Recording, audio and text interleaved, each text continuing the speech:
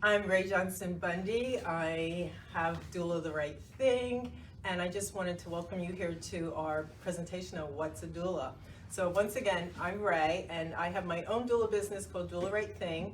I'm also a mentor for doulas, and I'm a birth and postpartum trainer for National Black Doula Association. And my friend here. Hi everyone, good afternoon. We're thankful that you're all here with us. My name is Madhu and I'm a doula here too. I have my own business, Guiding Hand Doula. Rae here trained me and mentors me. And together we are doing this community health workshop for maternal health called What's a Doula? This is our second event through this program. And we welcome you all here. Thank you. So right now we like to ask our guests that we have here in person, what's a doula to you? Do you have an idea what a doula is? If you don't mind speaking up. I believe a doula is someone that is there to provide support and guidance to a mother that is pregnant or, after postpartum as well, during the whole process to help them learn how to take care of their baby and also do how to prepare during the birthing process and everything. Yeah, absolutely. We are emotional support, we're physical support and information support. What we are not medical providers. We don't do anything as far as the medical part. Would you like to? No, that's a great definition. Like I say, if someone asks me what's a doula, the best definition that I give is we're non-medical professionals, more like an emotional coach. So we're there for you every step of the way, and the three pillars of support is information, emotional, and physical support. So that's the easiest way to remember what we do. Yeah, and the benefits of a doula, there's lots of benefits. One thing is continuous support. You have someone there with you and your support person. So we're there to make sure that the birthing person is not there by themselves at all. And also having a doula, it helps relieve the fear because we give a lot of information which helps with the tension, which could help with the pain. So we do something that we call a lot of comfort measures, which we'll go into soon. Right, so continuous support, like Rae mentioned, is one of the key supports that we provide. When a birthing person, when they receive the kind of continuous support that we provide, it relieves a lot of tension, a lot of stress, which can interfere with the natural process of birth. So, things could slow down, things could not go the way it's planned. There could be a lot of interventions that, that come along the way. So, while our support doesn't guarantee that none of this would not happen, we try our best to give the continuous support that the mom or the birthing person needs. That could be, and we also support the partner if they are there in the birthing room. So there are different types of continuous support that we provide while the person is laboring. Absolutely. One of the things that we wanted to talk about is something called the 6 healthy birth practices. This is also evidence-based that these 6 healthy birth practices really help a birthing person in their journey. So the first one is let labor begin on its own. Would you like to do that one? Sure. We can do it together, but. Okay, so the body will go into labor when the body is ready. When the baby is ready, the baby is going to come. So that's what we mean by let labor begin on its own. Are there interventions that can start labor without the normal process? Yes. There could be Pitocin, there could be other non-medical ways of inducing labor. So these are done before there could be some complications, or it's done before the body is actually ready. So why should the body be ready for labor? That's when the natural hormones that aid this process will help the process. The baby's hormones and the birthing person's hormones work together, and that's a really great process. And once we have some interruptions that happens, then things could go another way. So we would like everyone to, if they can, but there are medical reasons why there should be inductions and other things that we'll talk about a little bit later. Okay, any questions? Yes. No questions, okay. Okay. Yeah, feel free to Yeah, jump interrupt. in anytime. Okay. We can have this like a conversational, an interactional one. The second one is, for a healthy birth practice, is to walk, move around, and change positions as much as you can. That is so important that you're just not lying still, because we want to move. Birthing people need to move around. You don't want to just be in a one position. Maybe we can demonstrate a few comfort measures or things like that. Yeah. So when we're talking about like walk around, in hospitals now, at least here locally, you can't really go out into the hallways and walk, but you can walk around in the room. But before you even get there, at home, walk around, like especially in the early part of labor, you want to walk. I know I said we want to walk, you want to rest, you want to eat, you want to drink, but moving around during that time is very important. So walking maybe up your steps if you have steps, or maybe curb walking outside, just taking a walk. You want to be in different positions and move around. Moving helps, because lying like this is one thing, but we want the baby to get in a good position, and we want that gravity to happen. So we want things like that to happen. So I don't know if I can get over there, but some other comfort measures. Go for it. Yeah. Okay. All right, so just say mom's feeling a little tired or whatever, I'll put it on you.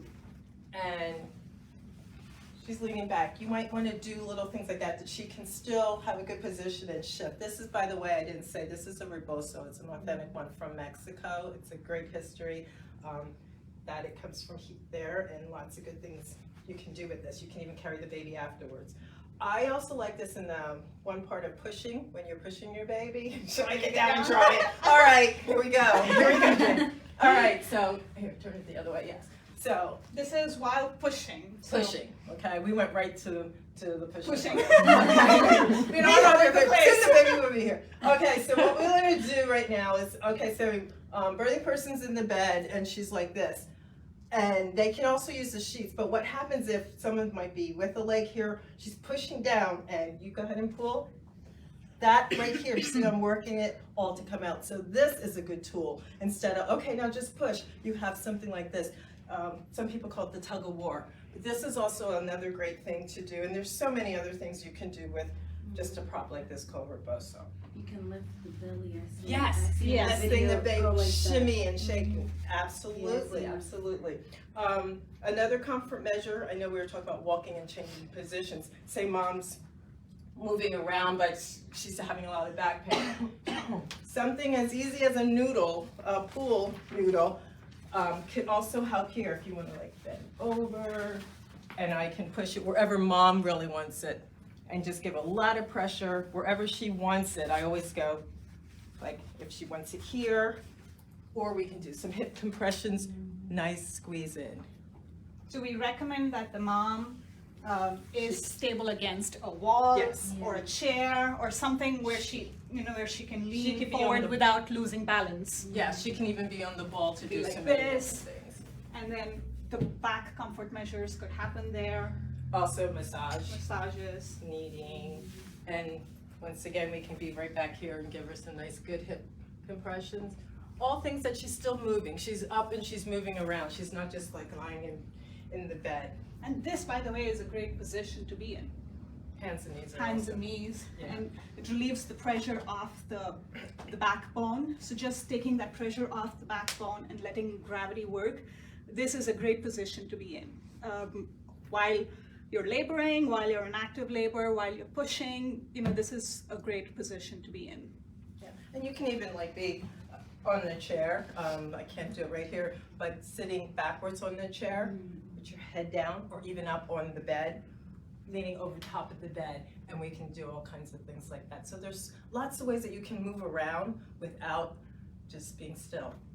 Right. Squatting is one position. Yeah. Where you let the gravity work, bring the baby into position and come down. Yeah, using the birth ball. Birth ball is very versatile. It's not just for yoga and exercise. It's a great tool when you're laboring, and I just recommend that just use it throughout pregnancy, even when you're not. Before. Yeah. Yeah. Do you have one? Yeah, You said? I have a weighted one. Yeah, it really. I does. don't know what the difference though, but I think it just helps with balance. Oh. You don't slip and it doesn't Yeah. roll around. So it's a weighted one. Is just keeps you in that space. So as we said, healthy birth practice number 2 was to move around, dance. Here's a slow dance or something like that. As the mom, I would just be side to side. Rocking and swaying Rocking is great. and sway and listen to that music or whatever. Over the counter, if it's going to be at a hospital birth, over the counter you can do the same thing. So lots of different things that you can do, but the most important is move. We don't want you just not to move. And movements like this, where you slow dance, if you could do it with your partner, even better, because it produces more love hormones. That is essential for the process. So just that cuddling, just that closeness with your partner Brings that oxytocin in there, and which helps because we the want love that. hormone. Absolutely. So there's a role for the Is that partner. your client? What's that? Is that your client? Yes. I'm so proud of you. Great teaching. It's great to understand that, and it's so important for if a person is having a baby to understand what's going on in your body. Understand about the oxytocin, and then maybe what pitocin is, and what pitocin would be. It's the synthetic oxytocin, except for we can't really get that same feeling. If you have if you have pitocin, he's still staring at you and want to give you a kiss or whatever. It's not going to be the same feeling as if you had the real oxytocin that's happening. So, Yeah. Good point, Madhu. That's really So good. the partners have a very important role to play. If they're wondering, what can I do to comfort my partners, this is what they can do. Get them Right. to participate in the slow dancing, help them give massages. We can guide them on how to guide Always. you. Yes, that's something that's really important for me as a doula, birth doula. I feel it's so important to support the support person and letting them know a lot, because I'm not going to be there in very early labor. We're still a team, because we're always a team, but I'm going to support that other person, being mom, being boyfriend, being cousin, being best friend, whoever that person is. They're going to know a lot to help you through those early stages of labor. And then, we're always on the phone with them, or I'm FaceTiming them, or they're asking questions, but it's also a time for them to get their thoughts together and give me a call back or when it's time to get to the hospital. And then we can, we still work as a team. So, yeah. Yeah, and I like to think of it as coaching the couple together. If there are partners involved, I like to think of coaching the group together, so they feel prepared. It's like going for an exam. You want to prepare as much as possible before going in there. So if you feel prepared, the way you handle the stress would be totally different. You'd feel more equipped to handle that stress and pressure that comes with this journey. Yeah, the fear might be there, but I think it's not. The fear of the unknown is going to be there, but having that education releases a lot, and knowing, okay, this is what's happening now. Oh, this is transition, I guess. They kind of understand where they're at. I just can't imagine going in there not knowing anything, and your body and the hormones are doing all these things. Like, you might think like, oh my gosh, am I going to be okay? Am I, what's happening? Why am I shaking at this part of my my birth? Or I didn't know I was going to be throwing up if this happens. So it's just nice to understand and to learn these things. Right. So I totally believe in childbirth education for at least lots of information. Evidence-based information is what we do. Right. So if I'm going to add on some, are we going to talk more about that? Whatever. Okay. So if we are talking more about comfort measures, movement is one part of it. The other thing is it could be things like, your favorite smell, your favorite visualization technique, or it could be things like, at one moment you could be feeling cold, like shivering. get a blanket on and feel better. Or at one point you might have these hot flashes, like sweating, and you not know how to control it. Get a washcloth, a cold washcloth. So these are all different comfort measures, just so you're interrupting that pain cycle in your brain. So the brain can process either pleasure or pain. So you're trying to make this situation more pleasurable, or at least you're cutting that pain cycle so this whole thing becomes easier for you to deal with. So that's why you use all these different comfort measures, so that pain is processed in a better way by the brain. Yeah, so what is it, the fear? I can't think of it. I'm sure someone can tell me what it is. It's some kind of theory. Anyways, I can't think of it right now, but as you were mentioning, for another comfort measure, water. Water could be so nice for someone, getting in a shower and just letting the water on you, or in a tub. That really helps out a lot by having that water. It makes you relax, and sometimes it's like, okay, things aren't going, let's get you in the tub and see what happens. And I find out a lot of my clients end up relaxing more once they're in the tub. Yeah. Right. For a pain cycle, I can't think of it. There's some kind of word or whatever, but you were pretty much saying that it's there. So, anybody, any questions regarding the comfort measures? There's so many, like just having lip balm. Guess what? Water. Have a sip of water. You want to hydrate. That uterus needs that water, so you want to keep hydrating. Have a sip of water. Going to the bathroom, believe it or not, get to the bathroom again and again.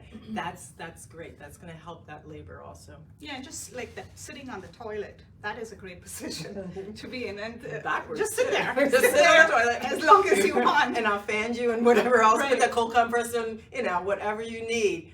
That's what we do. Make sure. And as doulas, we are not here to instruct you on what position is good for you. We're going to listen to you. What feels good to you, get in that position. We'll support you. We'll do everything that you can. We'll do everything that we can to help you feel comfortable, so you feel that this is manageable for you, right? It's not about us, it's about you. Always. So how you feel is how we are going to support you. Yeah. So, to go to the next one? Yeah, if there are no Any other questions? Any on that. questions out there? So I'm just going to keep summarizing these 6 healthy birth practices, so you know when you go out, you know what they are. So the first is let labor begin on its own. The second is movement. Okay, and the third one is have continuous support. Have a friend, have someone, have a doula. It's so important, that continuous support, because say you have your support person with you, but you might have to go because you might have to go home and take care of the dog because it happens so fast and you don't have someone there, or you have other children that might need to go somewhere. That support person has to leave you, but with having a doula there, you're not going to be left alone. You're going to be there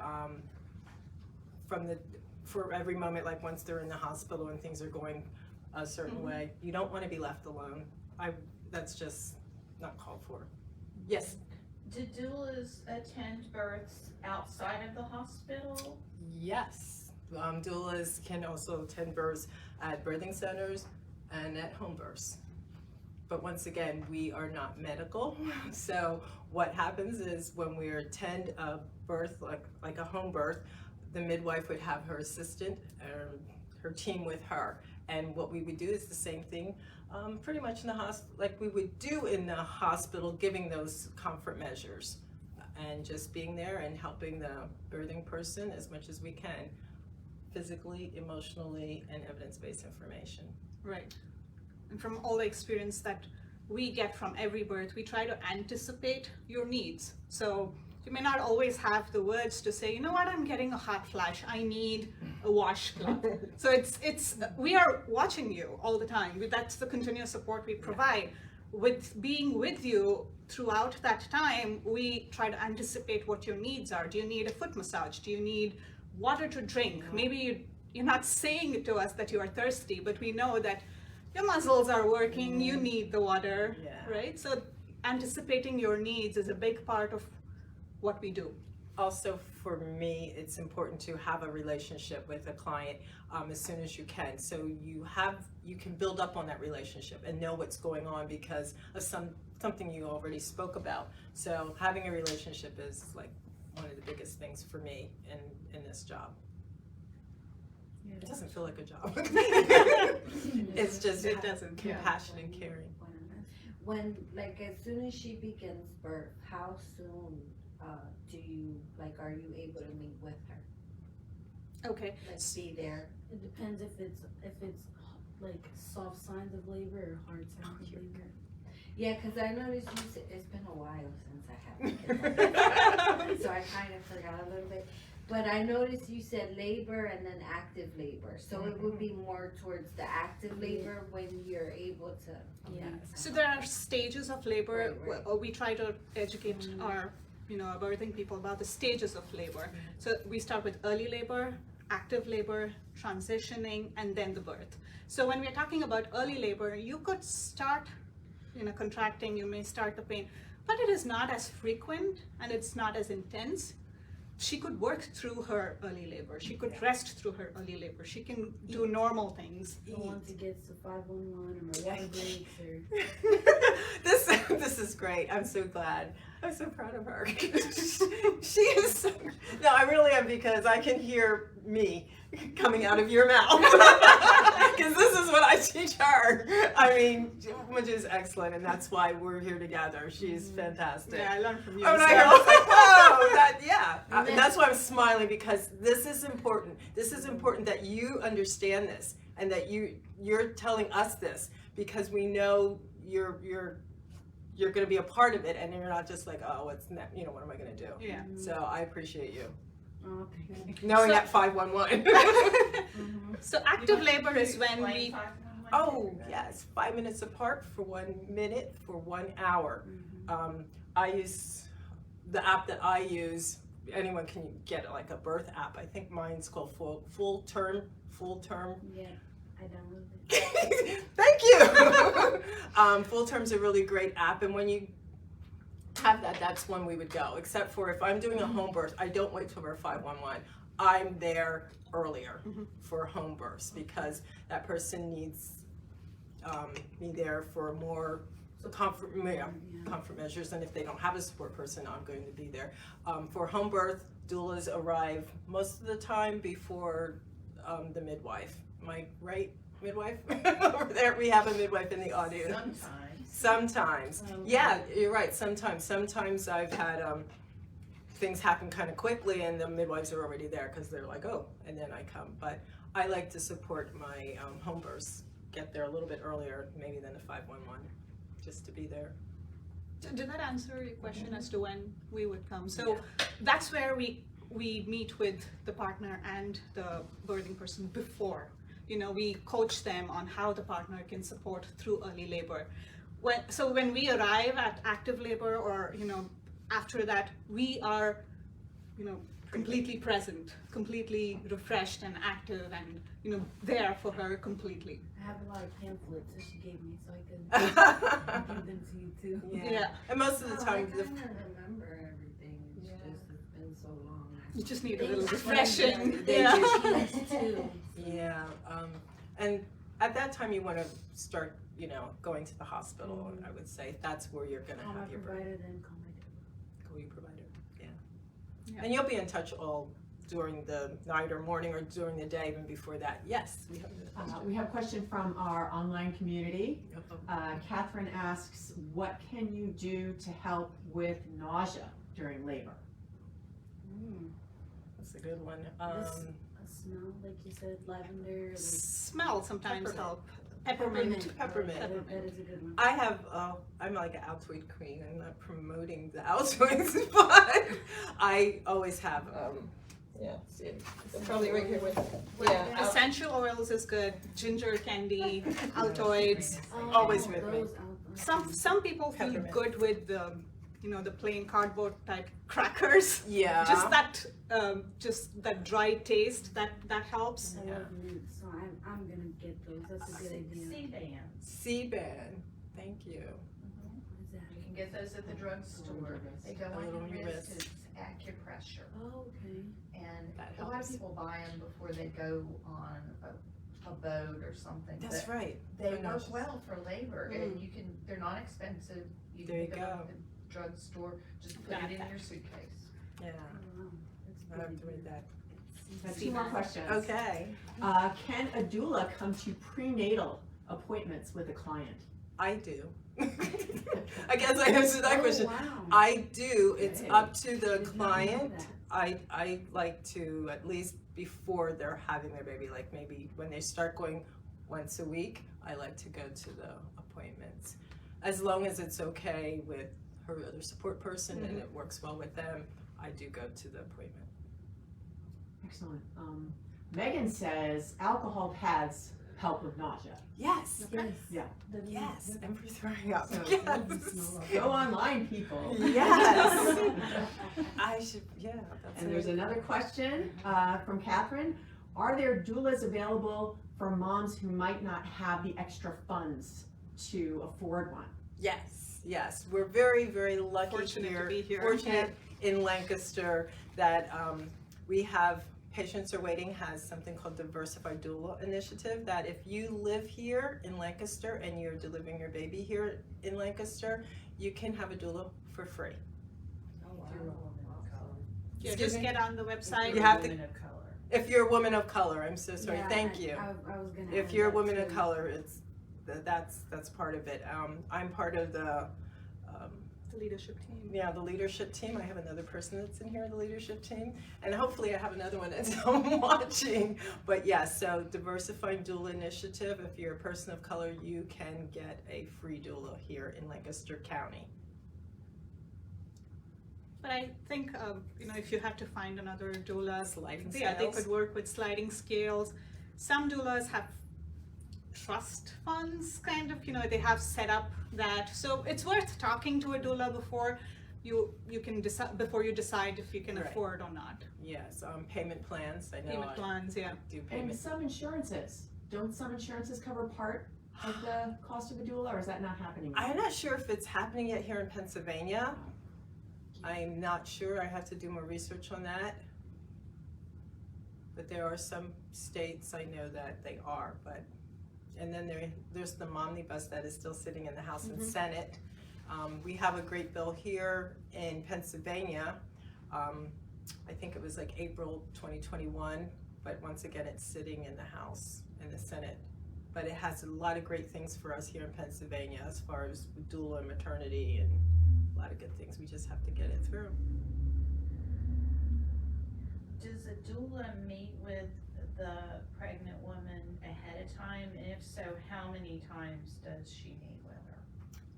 For myself, I do meet with them ahead of time, and I like to also have this other support person that they know that it's going to be the support person. It varies. Right now with everything with COVID, I usually do Zoom meetings because, well, let's face it, we're getting very used to doing that.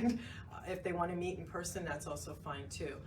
So I have like an initiation, a pre-meeting, and then after that, we set up what they want, and then I'm constantly in touch with them according to whatever our plan is, but always, Yeah, Madhu's very involved as well.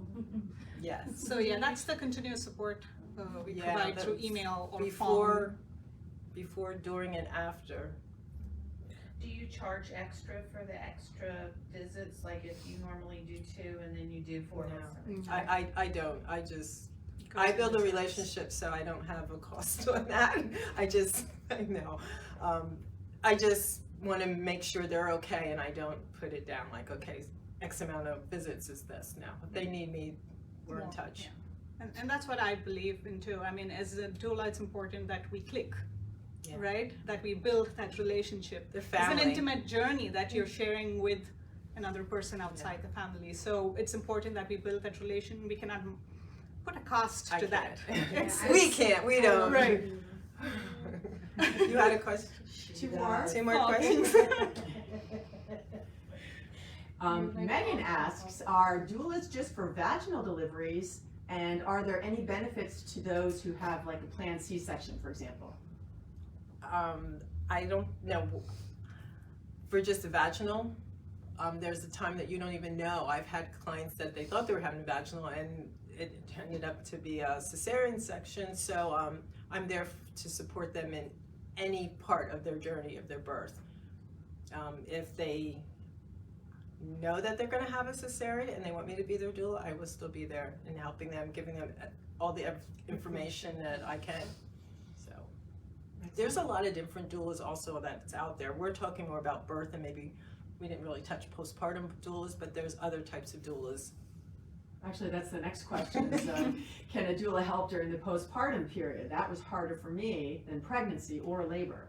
To tell you completely understand yes, that. Yeah. for me with a birth client, as soon as they say, you know, I want you as my doula, I ask them, my first question is, so what's your postpartum plan? Because to me, that is much more important than you telling me, I want the lights on in the room and I want this like this. I want to know who's going to be there to support you, and I want them to understand all the things that could happen afterwards. So yeah, postpartum is very, very important. It's not rated I don't know, I just think here where we live that we really need to push more for postpartum care, because it's not fair that all of a sudden you have this baby and your body's been going through all this and then, okay, now jump back, run to Target, can you go get something? No, we should be I'm gonna say mother the mother, but what I mean is to support that person in all types of ways, that they have their meals, that they have someone come in clean, whatever they need, but we need to do more, and I'm very passionate about this, for postpartum to help that person.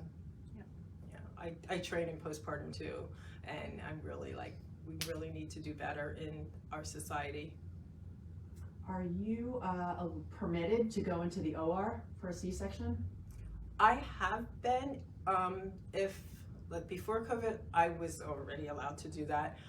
I was a support person for someone. I was supporting maybe doula because they didn't have anyone else, and so I was able to go in.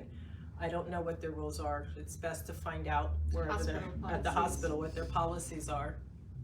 But I've also seen birth plans where they include the doula, that the doula accompany them in the OR. So that happens too, like Rae mentioned.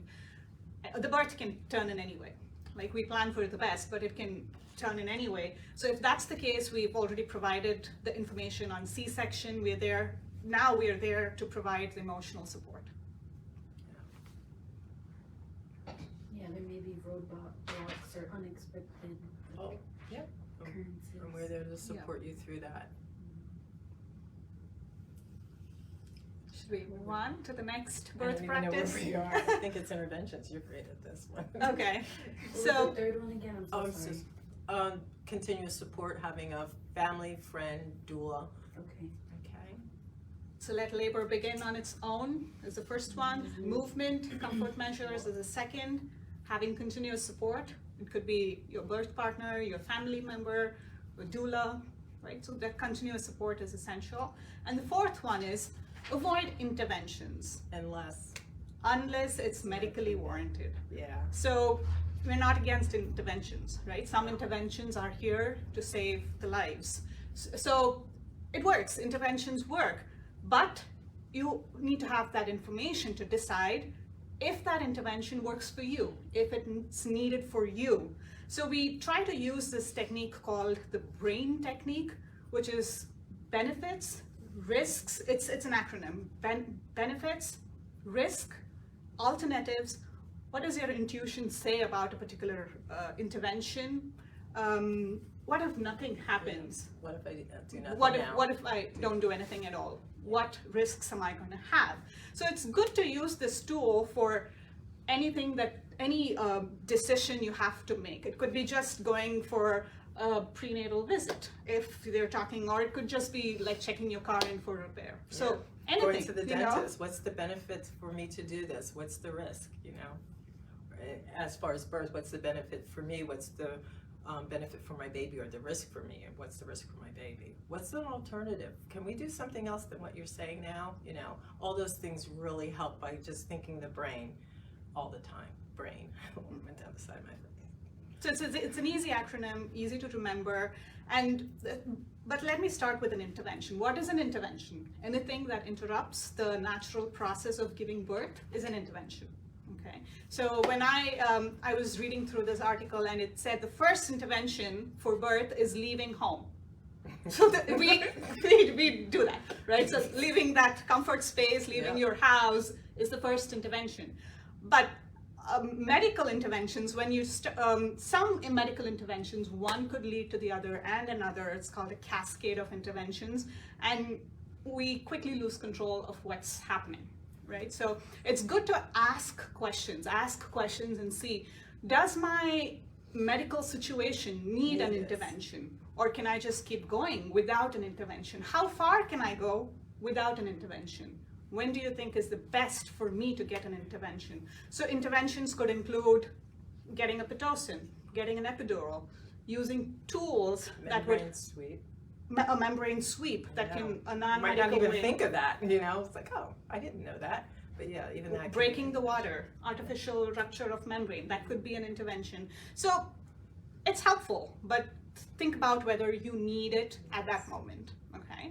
So these are interventions, and like I said, one intervention could lead to the other. So it's good to decide, have enough information, ask questions, and if you feel like if you've had enough information and you Make think your it's choice. medically necessary, go for it. Yes, absolutely. And we as doulas would support what you decide, but we want you to have enough information before you choose to get an intervention. You make the decision. We don't. Any questions on that?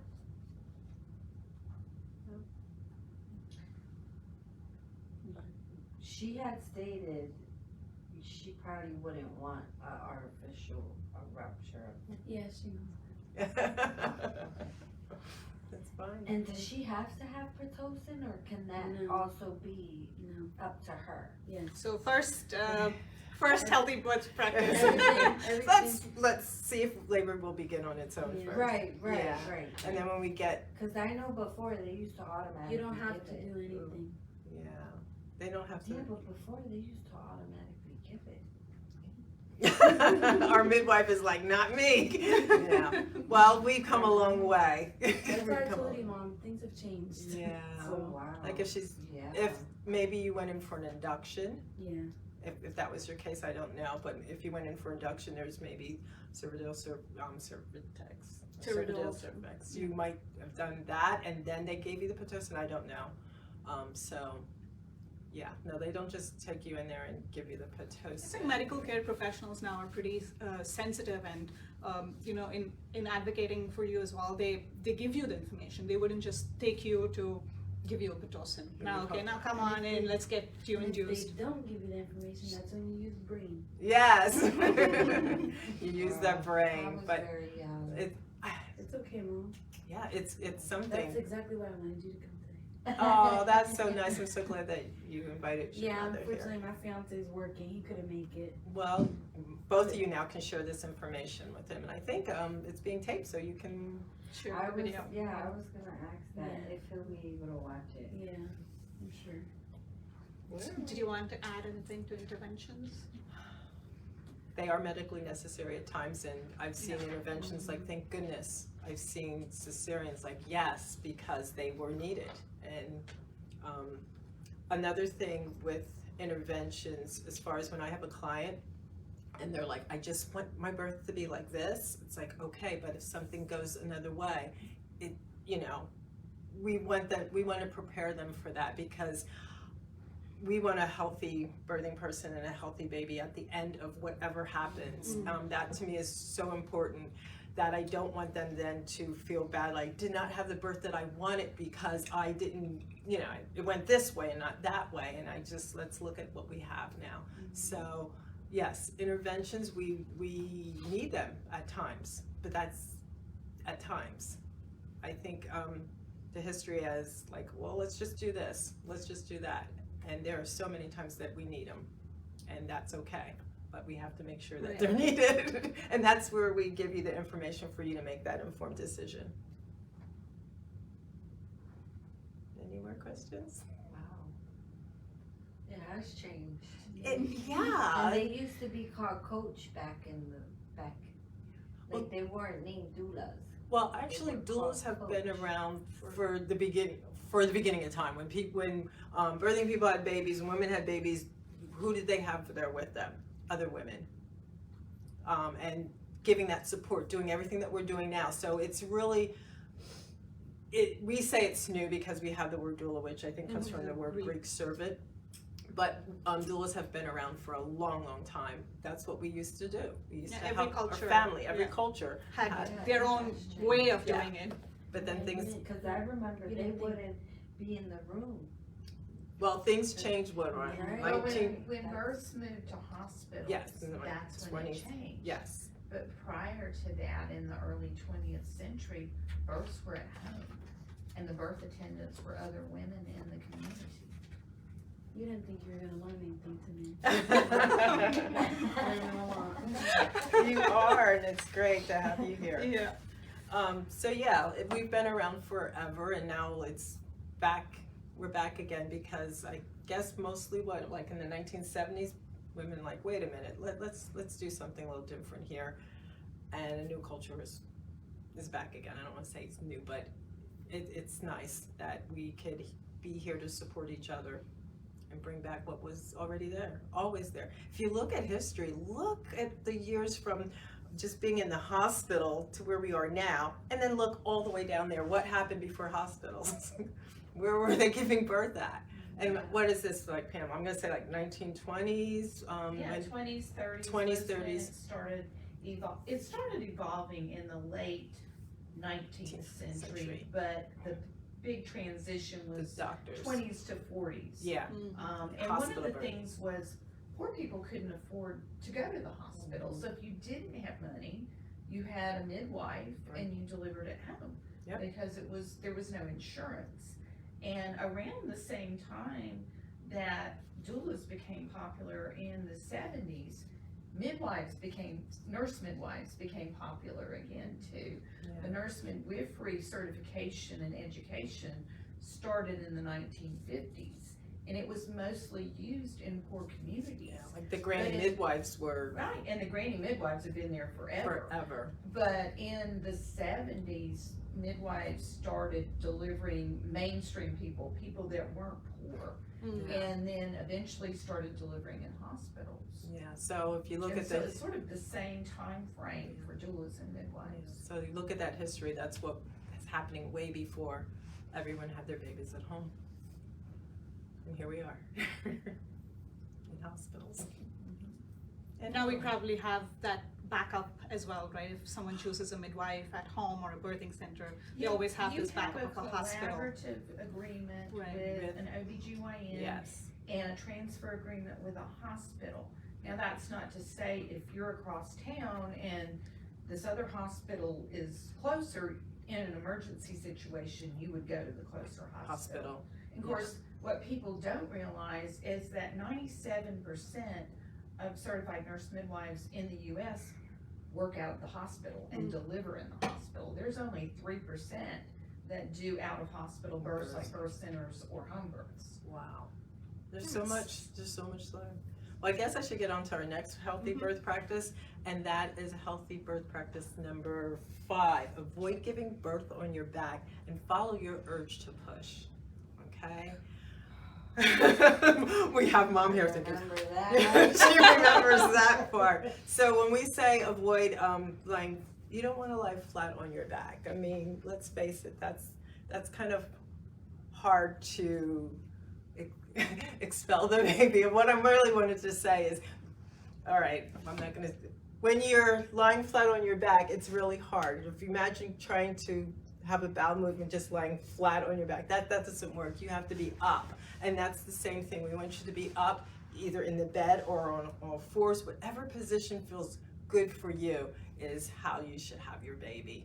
If you want to stand up, if you want to grunt over, if you want to be down on the floor, any of that. And if you're in a hospital, you can do some of those like on hands and knees. You can have hands and knees. You can be over top of the bed. You can be sideways in the bed. You don't have to be flat on your back to have a baby.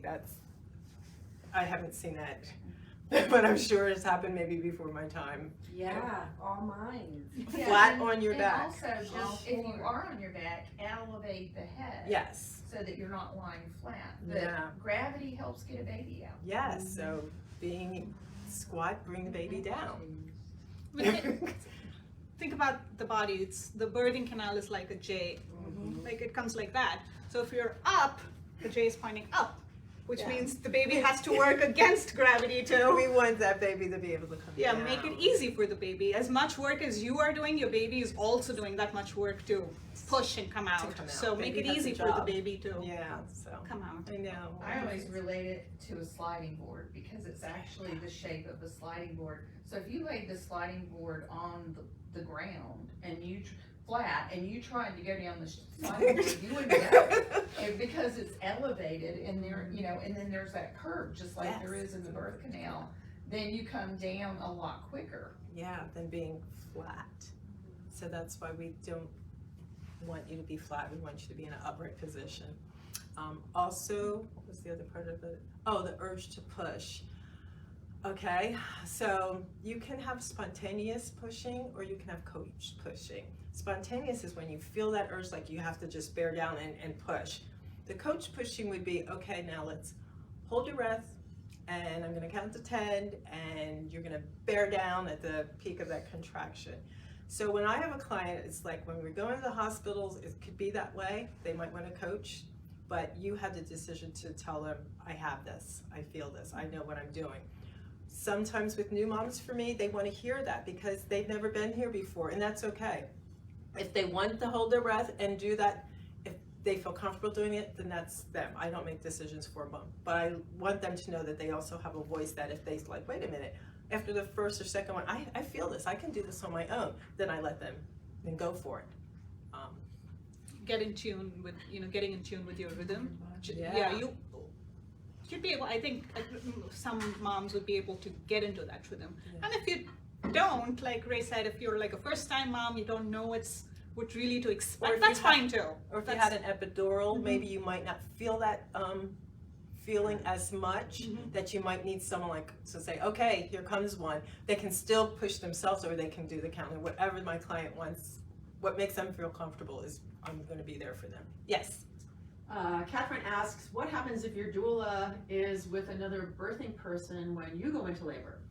Well, in that Good case, question, good question. you don't want to book that close, but babies come when they come. And I had a great person tell me it's all going to work out. Make sure you have a backup doula. And if I have a client, they're going to meet that backup doula before they're going to go in, and they have a conversation so they're going to know that face and feel comfortable. I think I introduced you to a couple people already. This is so they can meet. So always have a backup doula, because like I had, I think in October or November, babies that popped in a little earlier, and then some of my ones in September popped in, there was like, whoa, you're crossing months on me. And that can happen, but you should have a backup doula and they should always meet them. Yeah, it's a good practice to meet them too, because it's not like, you know what, I'm not going to come, you'll meet my backup doula in the hospital, no. If So she shows it's up, about- this is so-and-so. So it's good to meet and Have a conversation, Yeah. talk about the birth and make sure that if you have a backup doula, that's someone that would be your doula. And that's what I do. It's someone that I totally trust that would take the place if I'm not there.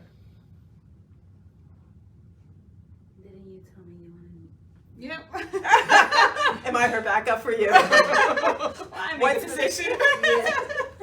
April. Nice meeting you. April what? April end. Okay.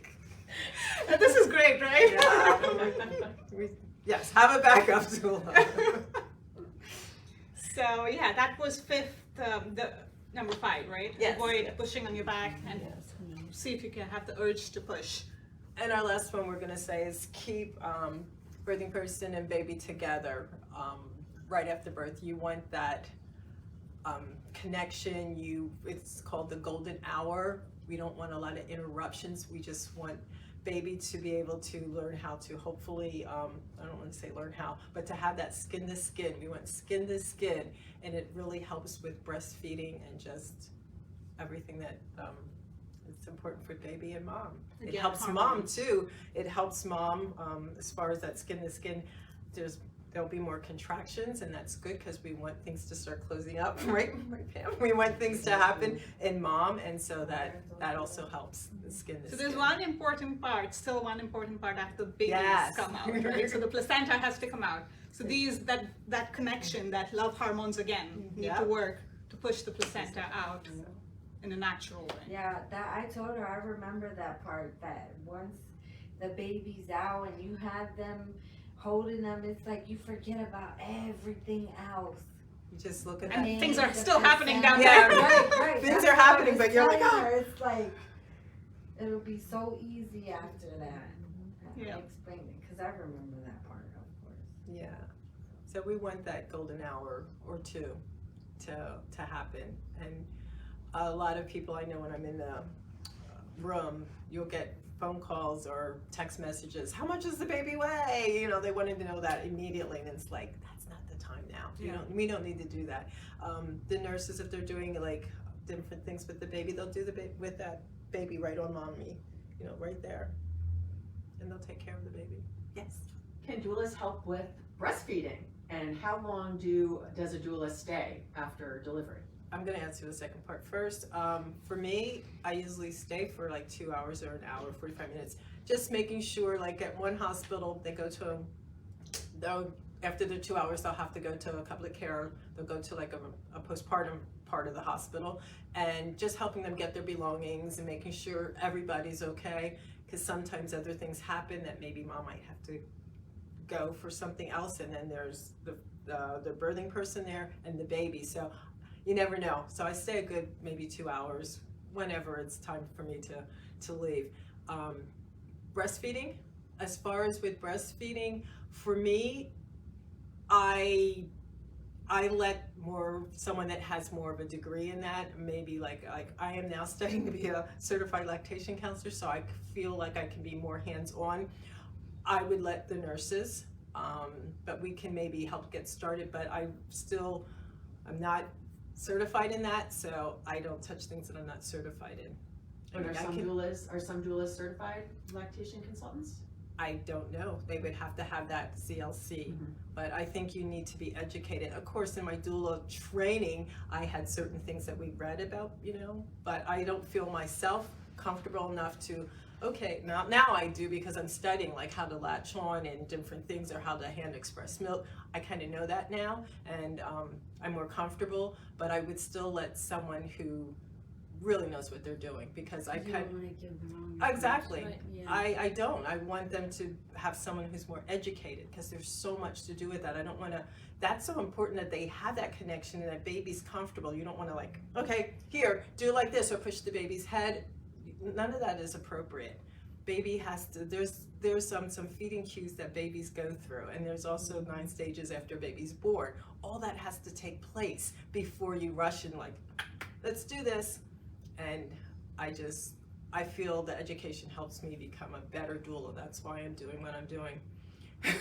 Just keep learning. I hope I answered that. It like I said, it's every doula, would have to follow what they do, but I believe in being certified in helping a parent in that. I'm sure there's some doulas that are certified in all areas, but that doesn't go for everyone. So. And just, I'll leave it like that. I'm not gonna go into All right, we have 6 minutes. 6 minutes. Okay. Any questions out there?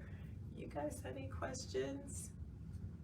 We're just so happy that Lancaster Maternal Fetal Medicine opened up their place for us. I mean, when you talk about it, like interventions, this is a place for interventions, correct? And they offered us doulas to be here because we understand that there is a need for interventions, and thank goodness. I've had a couple of your clients as my clients, and it's nice that we have this in our community and that we work together. We don't work apart like, oh, they're the intervention people. That's not it. It's about helping each other and build this community that we are united in having this It's that one mission of helping the birthing Yes. person, and if we can all work together as a team. I mean, I'm so glad we have like, oh, you know, this place can help you out, and then like I need this person to have a doula, and then, you know, I might get a phone call or whatever. So it's nice to collaborate and to work as a team. And that's why we kind of wanted to bring this idea over a cup of tea. Yeah. Hey, I have this great idea. I wish we can get into the community. And, you know, Madhu's like, yeah, that would be cool. And I just want to be able to go places and let people understand, because it will benefit our community, our parents, our families, the mortality rate, everything. Check out our WhatsApp page, check out our FB page too, What's a Doula. We try to come up with topics that would benefit maternal health, and last month it was heart health and pregnancy. This Yes. month it's about what's a doula, what are the 6 healthy birthing practices. So we try to come up with topics that would answer the questions, and yeah, feel free to give us suggestions. Yeah, that if you want to know anything, like you said, just tap us on Facebook or whatever, and we're also on Instagram too. I think it's What's a Doula 717. Mhm. Yeah, ask us questions, or if you want us to come to your place in the community or whatever, we'll be more than welcome to do that. Catherine was asking, is there a kind of a website or registry that helps you find a doula, a local doula? Patient, that would probably be Doula match. yeah, Doula Match, Oh, doulamatch.net or doulamatch.org. I think it is. I think they own both of them, net and .org. And even organizations, And certifying organizations. The National Black Doula Association, the NBDA, you can look doulas there. And plus, Madhu and I are doulas. And also Patients Are Waiting, our Yes, Diversifying Doulas yes. initiative is on that website. Yes. And your website is Guiding? Guiding Hand. I don't have a website, but I do have a Facebook page. I'm Guiding Hand Doula. And Doula I'm Right Thing. Doula Right Thing, PA.com.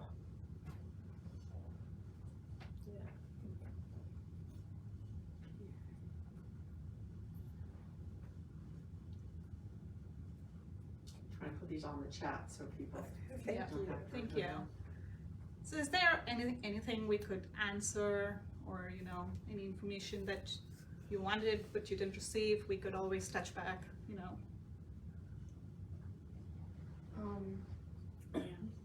I feel like I would like more information on like what to do postpartum and like Okay. you know what to do once you come home from the hospital. That's so important. Yeah. It's so important. Yes. We'll make sure you get that. Okay. All right. Should we wrap up? Yes. Okay. Okay. Well, thank you. If you happen to check us out, once again, I'm Rae Johnson-Bundy with Doula Right Thing, and I'm Madhu with Guiding Hand Doula, and together we are What's a Doula? yeah, What's a Doula? Together we are What's a Doula.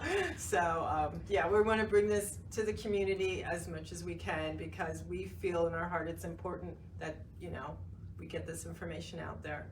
We're trying to build that village that would help Yep. raise the mother and the child and the family. So That's us. So thank you so much Yeah. to everyone online, in person. Thank you.